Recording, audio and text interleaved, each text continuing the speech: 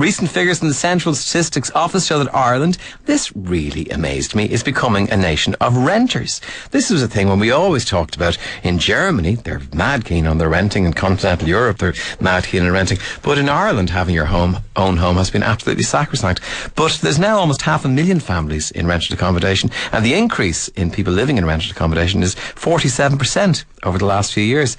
So joining us to tell us more about this is John Leahy of renting.ie and author of the new book Renting in Ireland, The Tenant Survival Guide, to give advice and answer your questions on buying a house or apartment, if it isn't an option for you buying, that is. So 53106 for your text, and that. John, good morning. How are you today? Tom. Not too bad. Am I alone in being so amazed at the boom in renting? You're probably not alone. I think the figures took a lot of people by surprise. It's probably, in one sense, not surprising. It's probably driven by two key factors. So I think it's driven by a younger generation who've been scared off by property crashes, property taxes, all these sort of things like negative equity, increasing mortgage rates. And then I think the other thing that the census throws up some interesting stats as well is that obviously with the increasing cultural diversity in our society over the last number of years, for example, the census tells us that 90% of the non-nationals actually rent. Really? So I suppose drivers like that combined with young people who they have a different attitude. You know, years ago, you're right, we all had to, it was the holy grail, buy a property, get on the property ladder quick, you're going to miss the boat, they'll be dead money. Dead money, etc., etc. Flushing it down the toilet. Absolutely.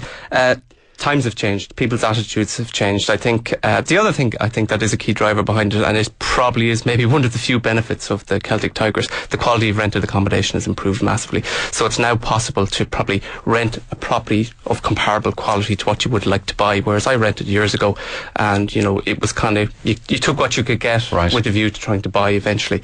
So I mean, another thing. And are there more families? Because that's the thing, I've always associated renting with being, you know, single and younger and stuff. Are there more families doing it now? Yeah, I think there's a couple of drivers. I think some families are choosing to rent by choice, because it gives them flexibility. They don't want the burden of a mortgage. But some people are renting out a necessity, because buying is not an option. Or indeed, in some cases, what's happening is people aren't in a position to trade up. So they may have bought an apartment, they've now got married, they have a child, they need extra space, but they can't sell the apartment, and they can't buy somewhere, so they're choosing to, in some cases, rent out the property they own and rent another property. So absolutely, there's an increasing number of families. Lots of different factors behind it, but at the end of the day, a huge increase in people renting in Ireland. A massive increase. I know that the census says figures about 47%, but if you delve deeper into that, the biggest driver of that is the private rented sector, which is people renting from private landlord. That's actually up by closer to 70%. Okay, right. Mm-hmm. You called this a survival guide. Is there you know, a hint in there that you're taking your life in your hands going out to rent, or? No, I suppose it was like anything, try to come up with a catchy title. Oh, right, yeah. It's not a war zone then. No, definitely not. I think that's a misconception. I think certainly years ago, you know, the market was less regulated, there was less properties and less quality. I think nowadays it's very much a regulated market, better quality properties, and people are a lot more savvy too when it comes to renting, you know. Right. In terms of tips for people, just leafing through the book and a few things that were catching me. One was the idea of renting private or renting through an agent. Yeah. What would you advise? Do you know, I think it comes, there's no one answer fits all. I think I cover that in the book, because I think in some markets the market is driven by agents, but in some markets you pay fees for going through agents. In this market, it actually, you know, what matters to the tenant is the quality of the property and how it's going to be managed. The cost isn't influenced by whether they go through an agent or a landlord. So the trick is to find a good agent or a good landlord. All right. And then make your mind up on that. Then make your mind up. Just to give you a view, one of the texts coming in. We currently own a 2-bedroom apartment. It's getting too small as we just got married. We're hoping for a family, looking at a 3 to 4 bedroom to rent in the Kildare area, as the funds will push us out of Dublin, and the mortgage is a no-no after our last buy. I'd say this is quite a recurring theme for you. Yep. Our apartment is lovely. Worried about renting it though, and what we will end renting. It's a lot of pressure. Should they be worried? I think the problem with the market at the moment, it's not a case of being worried. I think it's a case of do your homework, both in terms of becoming a tenant and also becoming a landlord. The problem, I think, in the market at the moment is it's probably highly regulated. The regulations are probably very cumbersome and confusing for both a tenant and a landlord, and that's probably one of the reasons that the book is out. One of the things to be careful of, and people aren't aware of this, is that if you own a property, you live in it and you decide to move out and rent it, it has implications in terms of your insurance. It may even have implications in terms of your mortgage. So, for example, A lot of people who bought towards the end of the boom may have tracker mortgages. If they now move out, rent that property, there's a risk they could lose their tracker. They need to check the small print of the mortgage. That would be a disaster. You would actually, I've seen examples where it would be cheaper to leave the property empty on a tracker mortgage than rent it out and then be hit with a higher interest rate. God almighty. Here's one text. I cannot afford my mortgage at the moment. I'm considering renting my house as opposed to selling it, as it's in negative equity. If I do this, I'll be moving back to my parents' house. He's asking about the tax implications. Yeah, and again, I think it's something that, as a market, that it's going to have to be addressed. There is tax implications. Unfortunately, that person will become liable for tax on their rental profit if they generate a profit.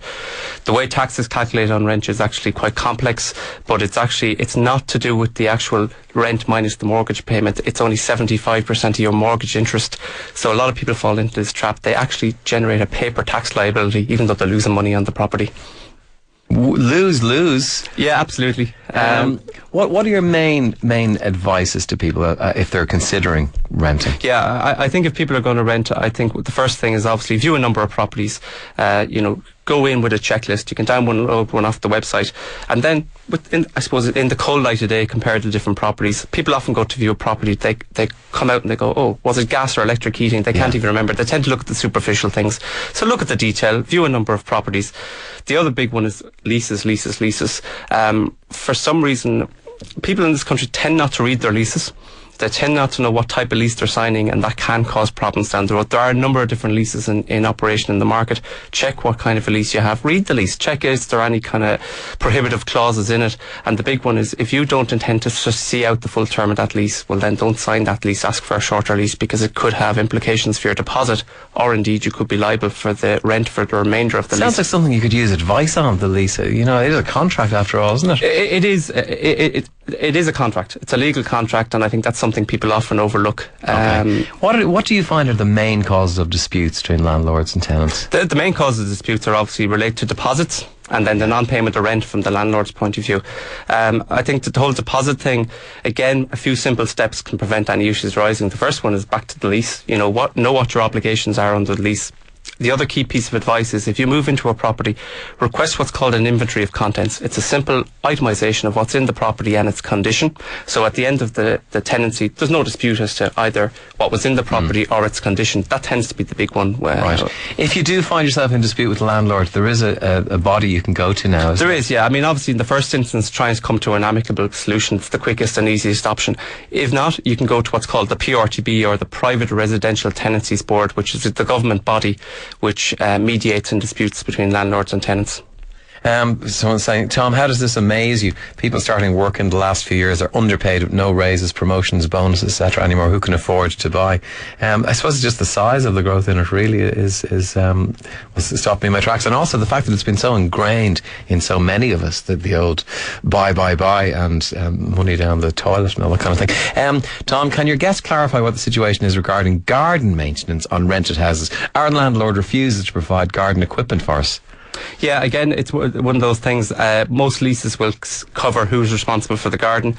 Generally, it is the tenant's responsibility to look after the garden. Having said that, generally landlords will provide a lawnmower or whatever tools are required if they expect you to look after the garden. Okay. Clarify before you move in is the rule there. All right. Part of the reason why you've done this book is that the kind of legal framework around renting is quite complicated. Yes. And this is to take the sting out of it and explain to you. Yeah. But I get the impression that from our listeners that they could have many questions for you. So we may need you to come back to us at some point, John, if that's all right. No problem. But the book is called Renting in Ireland, The Tenant Survival's Guide. John Lee is the author. You can also visit him on renting.ie.